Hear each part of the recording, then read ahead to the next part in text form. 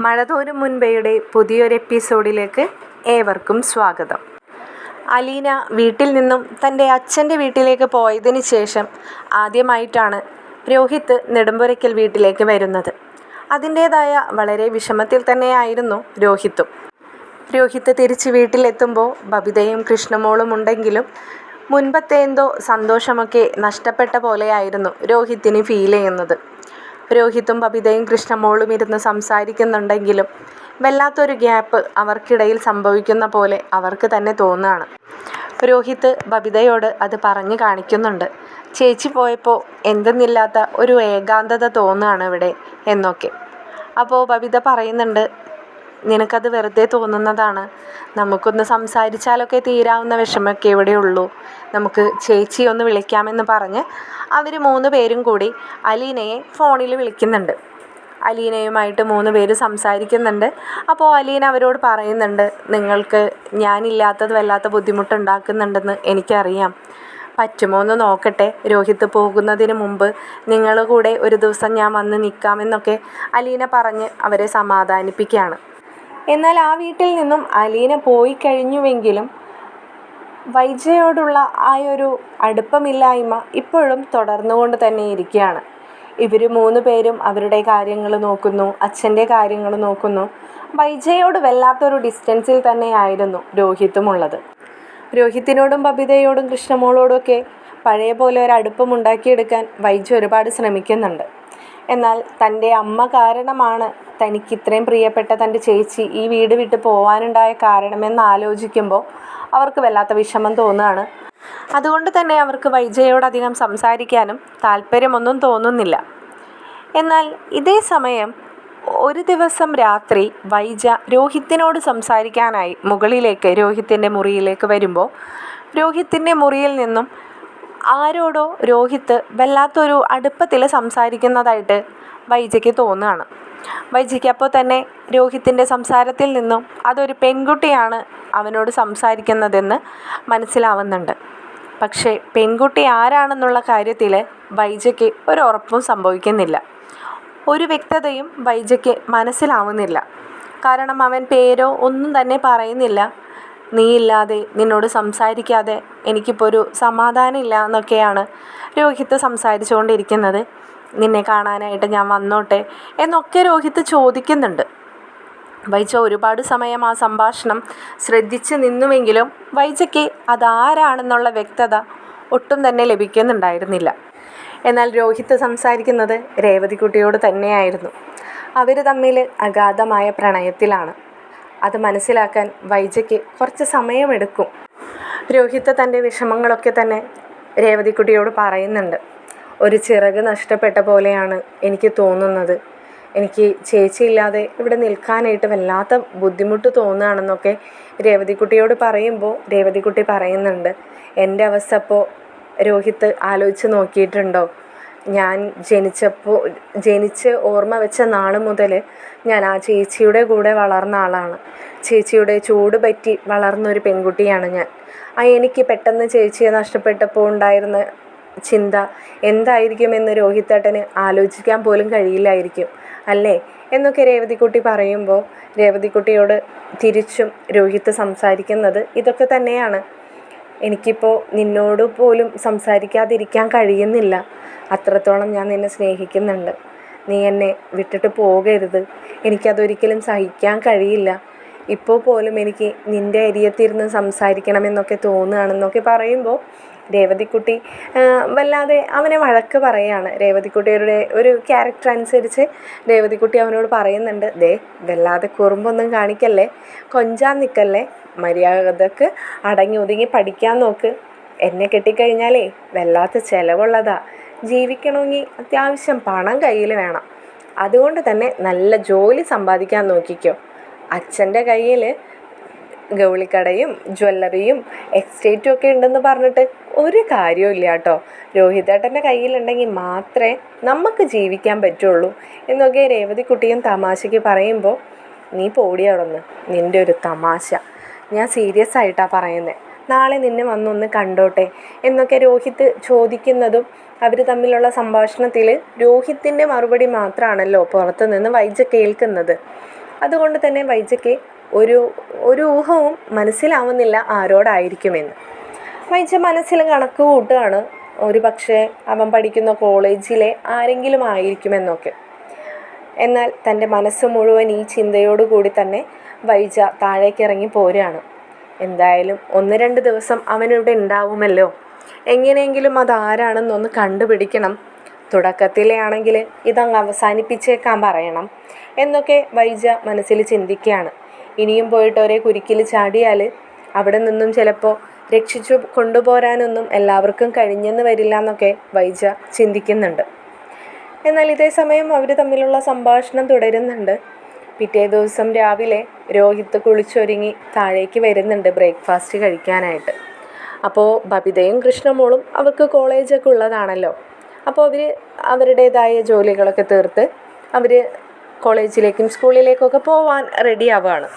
എന്നാൽ ഇതേ സമയം രേവതിക്കുട്ടിയോട് ചാറ്റ് ചെയ്തുകൊണ്ട് തന്നെയാണ് മുകളിൽ നിന്നും രോഹിത്ത് താഴേക്ക് ഇറങ്ങി വരുന്നത് വൈജ ശ്രദ്ധിക്കുന്നത്. രോഹിത്തിൻ്റെ മുഖത്തെ ആ ചിരിയും ഫോണിൽ തന്നെയുള്ള ആ നോട്ടമൊക്കെ കാണുമ്പോൾ തന്നെ വൈജയ്ക്ക് കാര്യം മനസ്സിലായി. അവൻ ഇന്നലെ രാത്രി ഏത് പെൺകുട്ടിയോടാണോ സംസാരിച്ചു കൊണ്ടിരുന്നത് അവളുമായിട്ട് തന്നെയാണ് അവൻ ചാറ്റ് ചെയ്ത് വരുന്നതെന്നൊക്കെ വൈജയ്ക്ക് മനസ്സിലാവുകയാണ്. രോഹിത്തും ബബിതയും കൃഷ്ണമോളും ഒരുമിച്ച് തന്നെയാണ് ബ്രേക്ക്ഫാസ്റ്റ് കഴിക്കാനിരിക്കുന്നത്. ഇതേ സമയം വന്ന് വൈജ അവരോട് പറയുന്നുണ്ട്, നിങ്ങൾ ഭക്ഷണം കഴിക്കാനിരുന്നോ, ഞാൻ വിളമ്പിത്തരാമെന്ന്. അപ്പോൾ ബബിത വൈജയോട് കുറച്ച് കലിപ്പിലൂടെ തന്നെ പറയുന്നുണ്ട്, ഭക്ഷണം ഉണ്ടാക്കാനാണെങ്കിൽ അത് വിളമ്പി കഴിക്കാനും ഞങ്ങൾക്ക് തന്നെ അറിയാമെന്ന് പറഞ്ഞുകൊണ്ട് അവർ പരസ്പരം ആ കാസറോൾ അങ്ങോട്ടും ഇങ്ങോട്ടൊക്കെ നീക്കി അതിൽ നിന്നും ദോശയും സാമ്പാറും ഒക്കെ എടുത്ത് അവർ തന്നെ സ്വയം സെർവ് ചെയ്ത് കഴിക്കുകയാണ്. ഇത് നോക്കി നിൽക്കുന്ന വൈജ ഇടയ്ക്ക് രോഹിത്തിൻ്റെ ഫോണിലേക്ക് നോക്കുമ്പോൾ അവൻ ചാറ്റ് ചെയ്യുകയാണെന്ന് മനസ്സിലാവുന്നുണ്ട്. അപ്പോൾ ആ പേര് ശ്രദ്ധിക്കുകയാണ് വൈജ, ആരോടാണ് സംസാരിക്കുന്നതെന്ന് അറിയാൻ വേണ്ടിയിട്ട്. നോക്കുമ്പോൾ സ്ക്രീനിൽ അവൻ ചാറ്റ് ചെയ്യുന്ന പേര് മരംകൊത്തി എന്നാണ്. അതുകൊണ്ട് തന്നെ വൈജയ്ക്ക് അത് ആരാണെന്ന് കണ്ടെത്താൻ ഒരല്പം ബുദ്ധിമുട്ടാണ്. വൈജ വല്ലാതെ സൂക്ഷ്മയോടുകൂടി നോക്കുമ്പോഴും വൈജയ്ക്ക് ആ ഫോട്ടോ, ആ DP എന്താണെന്ന് മനസ്സിലാവുന്നുണ്ടായിരുന്നില്ല. രോഹിത്ത് ഭക്ഷണം കഴിക്കുമ്പോഴും ആ ചാറ്റിൽ തന്നെയാണ് ശ്രദ്ധിച്ചുകൊണ്ടിരിക്കുന്നതെന്ന് മനസ്സിലാക്കി ബബിത രോഹിത്തിനോട് ചോദിക്കുന്നുണ്ട്, രോഹിത്തേട്ടാ ഇത് കുറേ സമയമായല്ലോ, ആരോടാണ് ചാറ്റിങ്? ഈ സാമ്പാറും ദോശയൊക്കെ വായുടെ അകത്തേക്ക് തന്നെയല്ലേ ഈ വെക്കുന്നത്? കാരണം കണ്ണും ഇടത്തെ കൈയും ഫോണിൽ തന്നെയാണേ, അതുകൊണ്ട് ചോദിച്ചു പോയതാന്നൊക്കെ പറയുകയാണ്. അപ്പോൾ കൃഷ്ണമോള് കളിയാക്കിക്കൊണ്ട് പറയുന്നുണ്ട്, എനിക്ക് മനസ്സിലായി ആ ചാറ്റിൻ്റെ മറുവശത്ത് ആരാണെന്ന്. അപ്പോൾ ബബിത അറിയാത്ത പോലെ ചോദിക്കുന്നുണ്ട്, അതാരാടി? അതൊക്കെയുണ്ട്, എനിക്ക് മനസ്സിലായി. അപ്പോൾ രോഹിത്ത് അവരോട് പറയുന്നുണ്ട്, കളിക്കാതെ നിങ്ങൾ ഭക്ഷണം കഴിച്ച് നിങ്ങളുടെ കാര്യങ്ങൾ നോക്കാൻ നോക്ക്, എൻ്റെ കാര്യം നോക്കാനേ എനിക്കറിയാമെന്നൊക്കെ പറയുന്നുണ്ട്. അപ്പോൾ ബബിതയും തമാശക്ക് തന്നെ പറയുകയാണ്, എന്നാൽ പിന്നെ കുറച്ച് മുമ്പ് പറഞ്ഞിരുന്നെങ്കിൽ എനിക്ക് 2-3 ദോശ കുറച്ചുണ്ടാക്കിയാൽ മതിയായിരുന്നല്ലോ. ഇതിപ്പോൾ രോഹിത്തേട്ടൻ തനിയെ ഉണ്ടാക്കി കഴിക്കുമായിരുന്നെന്ന് എനിക്കറിയത്തില്ലായിരുന്നു എന്നൊക്കെ അവരും തമാശയ്ക്ക് അങ്ങോട്ടും ഇങ്ങോട്ടും പറയുമ്പോഴും വൈജയുടെ കണ്ണ് രോഹിത്തിൻ്റെ ഫോണിൽ തന്നെയായിരുന്നു. വൈജയ്ക്ക് അതാരാണെന്ന് കണ്ടെത്താൻ മറ്റൊരു മാർഗമില്ല. കാരണം തൻ്റെ മക്കളോട് ചോദിച്ചു കഴിഞ്ഞാൽ അവരൊരിക്കലും തന്നോട് അത് ആരാണെന്ന് പറയില്ല. രോഹിത്തിനോട് ചോദിച്ചാലും അങ്ങനെ തന്നെ. അങ്ങനെ വൈജ കുറേ സമയം അങ്ങോട്ടും ഇങ്ങോട്ടുമൊക്കെ മാറി നടന്ന് വൈജയുടെ കണ്ണിൽ ആ ചാറ്റ് ചെയ്യുന്ന വാട്സപ്പിലെ DP ശ്രദ്ധിക്കപ്പെടുകയാണ്. അത് മറ്റാരുടെയുമല്ല, രേവതിക്കുട്ടിയുടെ മുഖം തന്നെയായിരുന്നു. വൈജയ്ക്ക് അങ്ങ് കലി കയറുകയാണ്. വൈജ ഇത് കണ്ടതും വൈജ ഉടനെ ദേഷ്യം വന്ന് അലറി വിളിക്കുകയാണ്. വൈജ ചോദിക്കുന്നുണ്ട്, നീ ഭക്ഷണം കഴിക്കാൻ വന്നിരുന്നിട്ട് ഒരുപാട് സമയമായി, ഞാനിത് ശ്രദ്ധിക്കാൻ തുടങ്ങുന്നുണ്ട് അപ്പോൾ മുതൽ. നീ ആരോടാണ് ഇരുന്ന് ചാറ്റ് ചെയ്യുന്നതെന്ന് ചോദിക്കുമ്പോൾ രോഹിത്ത് പറയുന്നുണ്ട്, അതെന്താ ഞാൻ ആരോടാണ് ചാറ്റ് ചെയ്യുന്നതെന്നും സംസാരിക്കുന്നതെന്നൊക്കെ അമ്മയോട് പറഞ്ഞ് സൈൻ ചെയ്തിട്ട് വേണോ? എനിക്ക് സംസാരിക്കാൻ ഒരുപാട് പേരുണ്ടാവും, അതൊക്കെ അമ്മയെ അറിയിക്കേണ്ട ആവശ്യം എനിക്കില്ലെന്നൊക്കെ രോഹിത്ത് ദേഷ്യപ്പെട്ട് പറഞ്ഞുകൊണ്ട് ഫോൺ അവിടെ ഓഫ് ചെയ്ത് അവൻ അരികത്ത് മേശയിൽ വെക്കുകയാണ്. ഇത് കാണുമ്പോൾ ആ ഫോൺ തട്ടിപ്പറിച്ചെടുത്തിട്ട് വൈജ ഫോൺ ഓണാക്കാൻ നോക്കുകയാണ്. അപ്പോൾ ഫോൺ ഓണാവുന്നില്ല, ഫോൺ പാസ്വേഡ് ലോക്കാണ്. അപ്പോൾ ഇതെനിക്കൊന്ന് ഓപ്പൺ ചെയ്ത് തന്നേന്ന് വൈജ രോഹിത്തിന് നേരെ ഫോൺ നീട്ടിയിട്ട് പറയുന്നുണ്ട്. വൈജയുടെ പറച്ചിൽ കേട്ടിട്ട് രോഹിതിന് ദേഷ്യം വരുന്നുണ്ട്. എൻ്റെ ഫോൺ അമ്മ അവിടെ വെച്ചേ, അത് പരിശോധിക്കേണ്ട ആവശ്യമൊന്നും അമ്മയ്ക്കില്ലെന്ന് രോഹിത് ദേഷ്യപ്പെട്ട് തന്നെ പറയുകയാണ്. വൈജ പറയുന്നുണ്ട്, എനിക്കറിയണം നീ ഇത്രയും സമയം ആരോടാണ് ഈ ചാറ്റ് ചെയ്തുകൊണ്ടിരിക്കുന്നതെന്ന്. അതുമാത്രമല്ല, നിന്നോടൊന്ന് സംസാരിക്കാൻ വേണ്ടി ഇന്നലെ രാത്രി നിൻ്റെ റൂമിൽ വന്നപ്പോഴും നിൻ്റെ റൂമിൽ നിന്നും ഞാൻ കേട്ടതാണ്. നീ ആരോടോ കിന്നരിക്കുന്ന സൗണ്ട്, ശബ്ദം, സംസാരം എല്ലാം ഞാൻ ശ്രദ്ധിച്ചതാണ്. അതാരാണെന്ന് എനിക്ക് അറിഞ്ഞേ കഴിയുമെന്ന് രോഹിത്തിനോട് പിടിവാശിയിൽ തന്നെ വൈജ സംസാരിക്കുമ്പോൾ രോഹിത് പറയുന്നുണ്ട്, ഞാൻ പറയാതെ അമ്മ ഒരിക്കലും അതാരാണെന്ന് അറിയാൻ പോകുന്നില്ല. അതുകൊണ്ട് തന്നെ അമ്മ അതറിയാനേ പോകുന്നില്ല. എനിക്ക് അമ്മയോടത് പറയേണ്ട ആവശ്യമില്ല. അങ്ങനെ പറയേണ്ട ഒരു അത്യാവശ്യം വരുമ്പോൾ ഞാൻ അച്ഛനോടത് പറഞ്ഞോളാം എന്ന് പറഞ്ഞുകൊണ്ട് രോഹിത് വല്ലാതെ ദേഷ്യപ്പെട്ട് അവിടെ നിന്നും എഴുന്നേറ്റ് പോവുകയാണ്. അപ്പോൾ ബബിത ചോദിക്കുന്നുണ്ട് അമ്മയുടെ അടുത്ത്, അമ്മയ്ക്ക് എന്താണ്, ഒരു സമാധാനം അമ്മ തരില്ല എന്ന് ഉറപ്പിച്ച് തന്നെ നടക്കുകയാണോ എന്നൊക്കെ. അപ്പോൾ രോഹിത്തിൻ്റെ മുഖത്ത് നോക്കി ദേഷ്യപ്പെട്ടുകൊണ്ട് വൈജ പറയുന്നുണ്ട്, നിങ്ങളുടെയൊക്കെ എല്ലാ തോന്നിവാസങ്ങൾക്കും ഞാൻ കൂട്ടു നിൽക്കുമെന്നാണോ വിചാരിക്കുന്നത്? അപ്പോൾ നീയൊക്കെ ഇവൻ ഈ കാട്ടിക്കൂട്ടുന്ന തോന്നിവാസത്തിന് കൂട്ടു നിൽക്കുക തന്നെയാണ് അല്ലേ? ഇവനിനി ആ അനാഥ പെണ്ണിനെയും കൂടി കെട്ടിവലിച്ചിവിടെ കൊണ്ടുവരാത്ത കുറവേ ഉണ്ടായിട്ടുള്ളൂ. ബാക്കിയെല്ലാം ഇവിടെ തികഞ്ഞു നിൽക്കുകയായിരുന്നല്ലോ. ഒരുത്തിയെ തന്നെ ഇറക്കി വിടാൻ പെട്ട പാടെങ്ങനെയാണെന്ന് എനിക്കറിയാമെന്നൊക്കെ പറഞ്ഞുകൊണ്ട് വൈജ അങ്ങ് ദേഷ്യപ്പെടുമ്പോൾ രോഹിത് ചോദിക്കുന്നുണ്ട്, ഓ അത് ശരി, അപ്പോൾ ഒളിഞ്ഞും മറഞ്ഞും നിന്ന് എല്ലാം മനസ്സിലാക്കി, എന്നിട്ടായിരുന്നു ഈ നാടകം, അതും എൻ്റെ നാവിൽ നിന്നും ആ പേര് കേൾക്കാമെന്ന് വിചാരിച്ചിട്ട് അല്ലേ? എങ്കിലേ കേട്ടോ, അലീന ചേച്ചിയുടെ അനിയത്തി രേവതിക്കുട്ടിയെ തന്നെയാണ് ഞാൻ സ്നേഹിക്കുന്നത്. അവൾക്ക് എന്നെയും ഇഷ്ടമാണ്. അത് ഞങ്ങളുടെ വിവാഹപ്രായം വരെയും ആ ഇഷ്ടം പരസ്പരം മുന്നോട്ട് പോവുക തന്നെ ചെയ്യും. അങ്ങനെ പോവുകയാണെങ്കിൽ അവളെ മാത്രമേ ഞാൻ വിവാഹവും കഴിക്കുകയുള്ളൂ. അതിനെനിക്ക് അമ്മയുടെ സമ്മതം വേണമെന്നില്ല എന്നൊക്കെ രോഹിത് അങ്ങ് ദേഷ്യപ്പെട്ട് പറയുമ്പോൾ വൈജ രോഹിത്തിൻ്റെ മുഖത്ത് നോക്കി ഒറ്റ വെച്ചു കൊടുക്കുകയാണ്. രോഹിത്തിനോട് വൈജ പറയുന്നുണ്ട്, നീ ഒരു കുരുക്കിൽ നിന്നും എന്തോ ദൈവസഹായം കൊണ്ട് രക്ഷപ്പെട്ടു പോകുന്നതാണ്. ഈ കുരുക്കിൽ നീ ചാടുന്നതിനേക്കാളും എന്തുകൊണ്ടും നല്ലത് നീ അങ്ങ് ആ ജയിലിൽ തന്നെ കിടക്കുന്നതായിരുന്നു. നിനക്ക് എന്ത് കുറവുണ്ടായിട്ടാണ് ഒരു അനാഥ പെണ്ണിനെ വിവാഹം കഴിക്കണമെന്ന് നീ ഈ പറയുന്നത് എന്നൊക്കെ ചോദിക്കുകയാണ്. ബബിതയും കൃഷ്ണമോളും അമ്മ രോഹിത്തിനെ അടിച്ചടിയിൽ ഞെട്ടി നിൽക്കുകയാണ്. ഇത് കാണുമ്പോൾ കൃഷ്ണമോള് പറയുന്നുണ്ട്, അമ്മ എന്താണ് ഈ കാണിച്ചതെന്നൊക്കെ. എന്നാൽ ഇതേ സമയം പുറത്ത് പോയിരുന്ന ബാലചന്ദ്രൻ കറക്റ്റ് സമയത്ത് കയറി വരികയാണ്. അവരോട് ചോദിക്കുന്നുണ്ട്, എന്താണ് ഇവിടെ, എന്താ ഇങ്ങനെ നിൽക്കുന്നതെന്നൊക്കെ. രോഹിത് അമ്മ അടിച്ച ആ കവിളത്ത് മുഖം പൊത്തി തന്നെ നിൽക്കുകയാണ്. രോഹിത് പിന്നെ മറത്ത് ഒന്നും തന്നെ പറഞ്ഞിട്ടില്ല. അച്ഛൻ വന്ന് എന്താണെന്ന് ചോദിക്കുമ്പോൾ രോഹിത്തും അലീനയും കൃഷ്ണമോളും പരസ്പരം നോക്കുന്നുണ്ട് അച്ഛനോട് എങ്ങനെയാണ് ഇതിനെക്കുറിച്ച് പറയാന്നൊക്കെ. പക്ഷേ ബബിതയ്ക്കും കൃഷ്ണമോൾക്കും അത് രോഹിത്തിനെ കളിയാക്കി പറഞ്ഞതാണെങ്കിലും ഇവർ തമ്മിൽ അങ്ങനെ ഒരു അടുപ്പമുണ്ടെന്ന് ഇവരും ഒരിക്കലും ചിന്തിച്ചിട്ടുണ്ടായിരുന്നില്ല. അപ്പോൾ ആ ഷോക്കിൽ ബബിതയും കൃഷ്ണമോളും നിൽക്കുന്നുണ്ട്. അപ്പോൾ ബാലചന്ദ്രനോട് ഇത് തുറന്നു തന്നെ പറയണമല്ലോ എന്നൊരു ടെൻഷനിലാണ്. അപ്പോൾ പെട്ടെന്ന് ബബിത തന്നെ പറയാണ്, രേവതിക്കുട്ടിയും ചേട്ടനും തമ്മിൽ സംസാരിച്ചുകൊണ്ടിരിക്കുകയായിരുന്നു അച്ഛാ. ചേട്ടൻ ഇവിടെ ബ്രേക്ക്ഫാസ്റ്റ് കഴിക്കാൻ വന്നിരുന്നപ്പോൾ തുടങ്ങി ചേട്ടനും രേവതിക്കുട്ടിയും ചാറ്റ് ചെയ്യുന്നുണ്ടായിരുന്നു. ഇത് കണ്ട അമ്മ ചേട്ടൻ എന്തൊക്കെയോ പറഞ്ഞ് മുഖത്തടിച്ചിട്ട് നിൽക്കുന്ന നിൽപ്പാണ് ഈ കാണുന്നത്. ഇത്രയും നാൾ അലീന ചേച്ചി ഇവിടെ ഉണ്ടായതായിരുന്നു അമ്മയ്ക്ക് കുഴപ്പം. ഇനിയിപ്പോൾ അമ്മ അടുത്ത പ്രശ്നം ഉണ്ടാക്കുകയാണ്, ഞങ്ങളെ ഇവിടെ സമാധാനമായിട്ട് നിർത്താതിരിക്കാൻ. ഇനി അമ്മയ്ക്ക് ഞങ്ങളെയും കൂടി ഇവിടെ ഓടിക്കാനായിരിക്കും. അതാണ് അമ്മ ഇപ്പോൾ ഉദ്ദേശിക്കുന്നതെന്നൊക്കെ ബബിത പറയുന്നത് കേട്ടിട്ട് വൈജ പറയുന്നുണ്ട്, നീ പറയുകയാണെങ്കിൽ നിൻ്റെ അച്ഛനോട് നീ ഉള്ളത് മുഴുവൻ പറയണം. അല്ലാതെ അമ്മയെ കുറ്റപ്പെടുത്താൻ വേണ്ടി മാത്രം നീ വായെ തോന്നിയത് പറഞ്ഞിട്ട് കാര്യമില്ല. അല്ലെങ്കിൽ തന്നെ എൻ്റെ വായിൽ നാവുണ്ടല്ലോ, എനിക്ക് പറയാലോ എന്ന് പറഞ്ഞുകൊണ്ട് ബാലചന്ദ്രൻ്റെ നേർക്ക് നിന്ന് വൈജ പറയാണ്, മകനിപ്പോൾ അനാഥ പെൺകുട്ടിയെ വിവാഹം കഴിക്കണമെന്ന്, ആ തലതെറിച്ചവളെ തന്നെ വേണമെന്നവന്. ആരെ എന്ന അർത്ഥത്തിൽ ബാലചന്ദ്രൻ ബബിതയുടെയും രോഹിത്തിൻ്റെയും കൃഷ്ണമോളുടെയും മുഖത്തേക്ക് നോക്കുന്നുണ്ട്. കൃഷ്ണമോള് പതിയെ ബാലചന്ദ്രൻ്റെ അരികിലേക്ക് വന്നിട്ട് പറയാണ്, അച്ഛൻ ദേഷ്യപ്പെടരുത്. രോഹിത്തേട്ടനും രേവതിക്കുട്ടിയില്ലേ, അലീന ചേച്ചിയുടെ അനിയത്തി, ആ ചേച്ചിയും തമ്മിൽ ഇഷ്ടത്തിലാണെന്നാ ഇപ്പോൾ അമ്മ ചോദിച്ചപ്പോൾ ചേട്ടൻ പറഞ്ഞത്. അത് കേട്ട ദേഷ്യത്തിലാണ് അമ്മ മുഖത്തേക്ക് അടിച്ചതെന്ന് പറയാണ്. രോഹിത് ഒന്നും തന്നെ മിണ്ടുന്നില്ല. ബാലചന്ദ്രൻ രോഹിത്തിനോട് ചോദിക്കുന്നുണ്ട്, നിനക്ക് ആ പെൺകുട്ടിയെ ഇഷ്ടമാണോ എന്ന്. അപ്പോൾ രോഹിത് പറയാണ്, അച്ഛാ, എനിക്ക് അവളെയും അവൾക്ക് എന്നെയും ഇഷ്ടമാണ്. ഞങ്ങൾ പരസ്പരം അതിനെക്കുറിച്ച് ഒരുപാടൊന്നും സംസാരിച്ചിട്ടില്ല. പക്ഷേ ഞങ്ങൾക്കറിയാം ഞങ്ങൾക്ക് പരസ്പരം ഇഷ്ടമാണെന്ന്. വീട്ടുകാരെയും ഇഷ്ടപ്പെടുന്നവരെ സ്നേഹിക്കുന്നവരെയൊക്കെ മറന്നിട്ട് ഞാനൊരു തെറ്റിലേക്കും പോവില്ല അച്ഛാ, ഇതെൻ്റെ വാക്കാണെന്ന് ബാലചന്ദ്രനോട് വളരെ സമാധാനപൂർവ്വം തന്നെ രോഹിത് പറയുകയാണ്. രോഹിത് പറയുന്നത് കേൾക്കുമ്പോൾ ബാലചന്ദ്രനും ഒരല്പം തണുക്കുന്നുണ്ട്.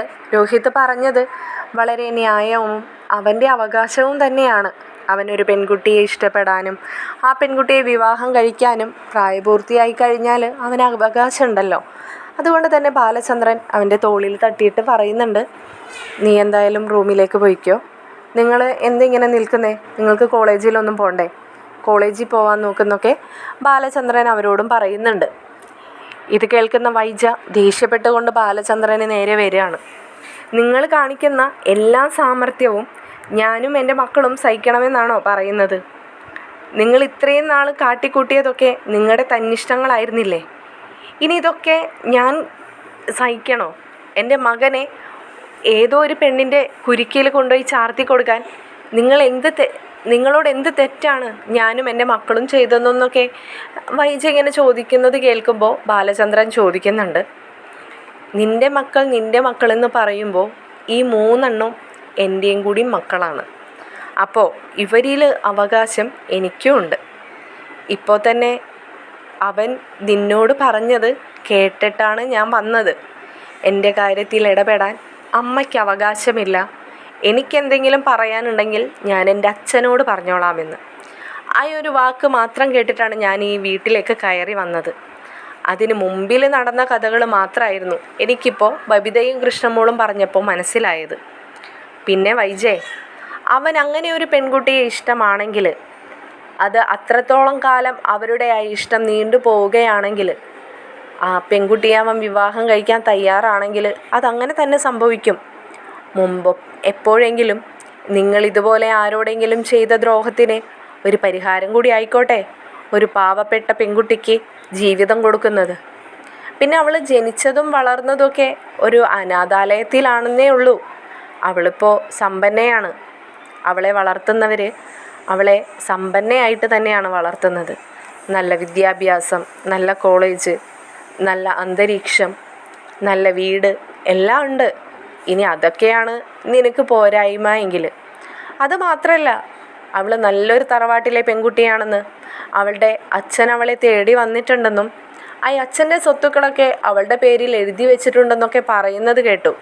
ഇനി അതാണ് നിൻ്റെ കുറവെങ്കിൽ, പക്ഷേ ഞാനോ എൻ്റെ മകനോ അതൊന്നും നോക്കിയിട്ടല്ല.